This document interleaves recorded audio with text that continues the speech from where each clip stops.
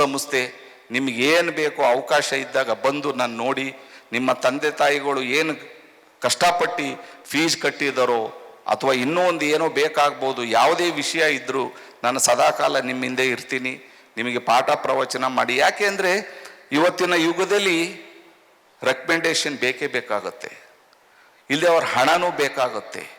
ಇವತ್ತು ನಾಗಲಕ್ಷ್ಮಿಯವರು ಆ ರೀತಿ ಆ ಒಂದು ಪೊಸಿಷನ್ಗೆ ಹೋಗಬೇಕು ಅಂದರೆ ಅವರಲ್ಲಿರ್ತಕ್ಕಂಥ ವಿನಯ. 1000 ಜನ ದಿವಸಕ್ಕೆ ಇಲ್ಲಿ ಎಕ್ಸಾಮ್ ಬರೀತಾರೆ ಪ್ಲೇಸ್ಮೆಂಟ್ಗೆ.